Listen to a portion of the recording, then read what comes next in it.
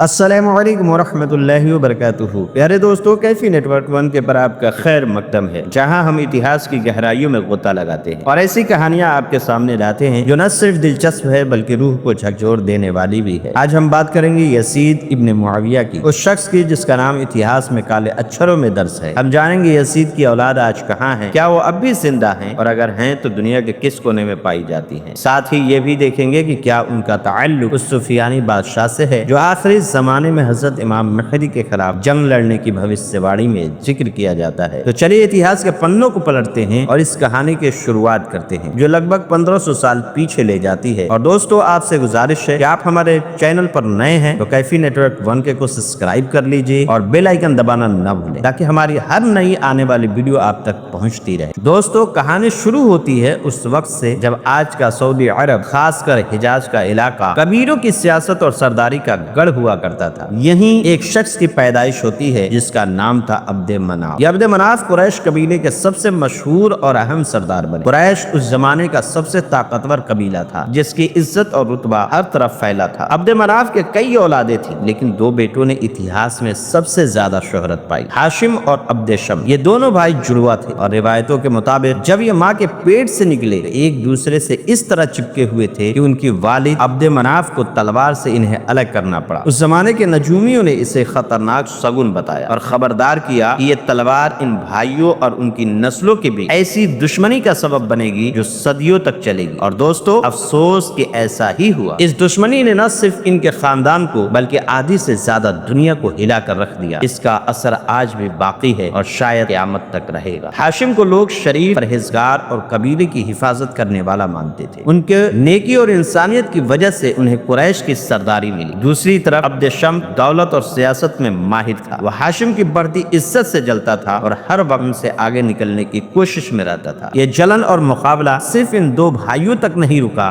بلکہ ان کی نسلوں میں بھی زور شور سے چلا۔ ہاشم کی اولاد سے حضرت عبد المطلب پیدا ہوئے جو آخری نبی حضرت محمد صلی اللہ تعالی علیہ وسلم کے دادا تھے۔ اس خاندان سے حضرت ابو طالب، حضرت عبداللہ اور پھر خود نبی پاک صلی اللہ تعالی علیہ وسلم پیدا ہوئے۔ حضرت علی، حضرت حسن اور حضرت حسین بھی اسی خاندان کا حصہ تھے جنہیں بنو ہاشم کہا جاتا ہے۔ دوسری طرف عبد شمس کی نسل کو بنو امیہ کے نام سے جانا گیا۔ اس خاندان سے کئی مشہور شخصیتیں نکلی جیسے تیسرے خلیفہ حضرت عثمان غنی جن کے نکاح میں نبی پاک صلی اللہ تعالی علیہ وسلم کی دو بیٹیاں آئیں، پھر ابو سفیان، ان کے بیٹے معاویہ اور معاویہ کے بیٹے یزید ابن معاویہ، اور یہی یزید وہ شخص تھا جس نے بنو ہاشم کے چراغ یعنی نبی پاک صلی اللہ تعالی علیہ وسلم کے نواسے حضرت امام حسین کو شہید کروایا۔ یزید کی پیدائش معاویہ کی بیوی میسون سے ہوئی جو بنو کلب کے قبیلے کی عیسائی مہیلا تھی۔ معاویہ نے یہ شادی سیاسی رشتوں کو مضبوط کرنے کے لیے کی تھی۔ جب معاویہ نے اپنے آخری دنوں میں یزید کو اپنا جانشین نامزد کیا تو یہ فیصلہ اس وقت کے مسلمانوں کے لیے ناقابل قبول تھا۔ اس سے پہلے خلیفہ کا چین صحابہ اور سینئر لوگوں کے شورا صلاح مشورہ سے ہوتا تھا۔ معاویہ نے یہ پرمپرا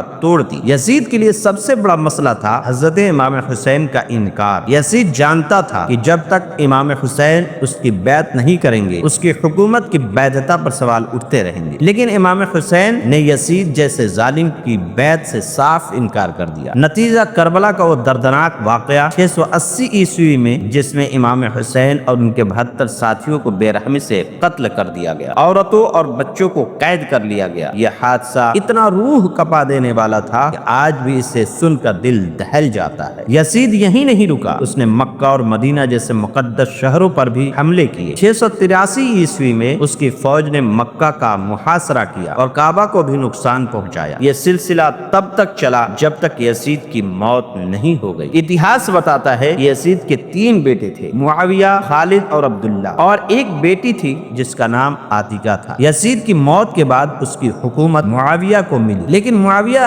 نے بہت کم وقت حکومت کی۔ کچھ روایتوں کے مطابق اسے زہر دے کر مار دیا گیا کیونکہ وہ اپنے باپ یزید کی کرتوتوں سے نفرت کرتا تھا اور تخت سے توبہ کرنا چاہتا تھا۔ معاویہ کی کوئی اولاد نہیں تھی اور اس کے بھائی خالد اور عبداللہ اس وقت چھوٹے تھے۔ نتیجتاً بنو امیہ کی سطح مروان بن حکم کی شاخہ میں چلی گئی جو معاویہ کا چچیرا بھائی تھا۔ مروان کی نسل نے امیہ سلطنت کو لمبے وقت تک چلایا۔ یزید کی بیٹی عاتکہ کی شادی مروان کے بیٹے عبد الملک سے ہوئی جو بعد میں خلیفہ खलीफा बना। आतिका अब्दुल मलिक की सबसे पसंदीदा बीवी थी। यजीद की नस्ल उसके दो बेटों खालिद और अब्दुल्ला से आगे बढ़ी। कुछ शिया किताबों में दावा है कि आखिरी जमाने में सुफियानी नाम का जालिम बादशाह जो इमाम मेहदी के खिलाफ जंग लड़ेगा, यजीद के इन्हीं बेटे की नस्ल से होगा। ऐतिहासिक तहकीकात बताती हैं कि यजीद की नस्लें खासकर खालिद और अब्दुल्ला के संतानें आज भी सीरिया और आसपास के इलाकों में पाई जाती हैं। वक्त के साथ ये लोग वहाँ की लोकल आबादी और कबीलों में घुल मिल गए। बनु उमय्या की दूसरी शाखा यानी मरवान बिन हकम की नस्ल दुनिया के कई हिस्सों में फैल गई। 750 ईस्वी में अब्बासियों ने उमय्या सल्तनत को उखाड़ फेंका और बनु उमय्या के शहजादों का कत्लेआम शुरू किया। इस दौरान कई उमय्या शहजादे अपनी जान बचाकर भागने में कामयाब रहे। मिसाल के तौर पर सूडान में कुछ कबीले दावा करते हैं वो मरवान उमय्या सल्तनत के आखिरी खलीफा की औलाद है। स्पेन में मरवान के पोते की कुछ नस्लें आज भी मौजूद हैं, क्योंकि उमय्यों ने वहां अंदलूस में नई सल्तनत कायम की थी। दक्षिण भारत के तमिलनाडु में पूना फैमिली का दावा है कि वो मरवान की नस्ल से हैं। उनके मुताबिक अब्बासियों के हमलों से बचने के लिए उनके पूर्वज भारत पहुंचे थे। शिया हदीसों में सुफियानी का जिक्र एक जालिम बादशाह के तौर पर है जो आखिरी दौर में इमाम मेहदी के खिलाफ जंग लड़ेगा। कुछ स्रोतों दावा करते हैं कि सुफियानी यजीद के बेटों खालिद या अब्दुल्ला की नस्ल से होगा, लेकिन ये दावा ज्यादातर धार्मिक भविष्यवाणियों में आधारित है, न कि ऐतिहासिक सबूतों पर। फिर भी ये इत्तफाक है कि यजीद की औलादें सीरिया में पाई जाती है और सुफियानी की भविष्यवाणी में भी सीरिया का जिक्र आता है। यजीद इब्ने मुआविया की औलादें आज मुख्य रूप से सीरिया में मौजूद हैं, जहां वो लोकल आबादी में मिल चुकी हैं। बनु उमय्या की मरवान शाखा के संतानें सूडान, स्पेन और भारत जैसे इलाकों में बिखरी हुई है। सुफियानी बादशाह का ताल्लुक यजीद की नस्ल से हो सकता है, लेकिन ये एक भविष्यवाणी है जिसका कोई पक्का सबूत नहीं है। ये कहानी हमें इतिहास की उन गहराइयों में ले जाती है जहां सत्ता, दुश्मनी और ईमान की जंग ने दुनिया को हमेशा के लिए बदल दिया। अगर ये कहानी आपको पसंद आई हो तो कैफी नेटवर्क 1 को सब्सक्राइब करें, लाइक करें और अपने दोस्तों के साथ शेयर जरूर करें। बेल आइकन दबाना न भूलें ताकि ऐसी ही नॉलेजेबल और हिस्टोरिकल कहानियां आपके पास सबसे पहले पहुंचे। अगले वीडियो में मिलते हैं एक नई कहानी के साथ, तब तक के लिए आप हमें इजाजत दें। अल्लाह हाफिज।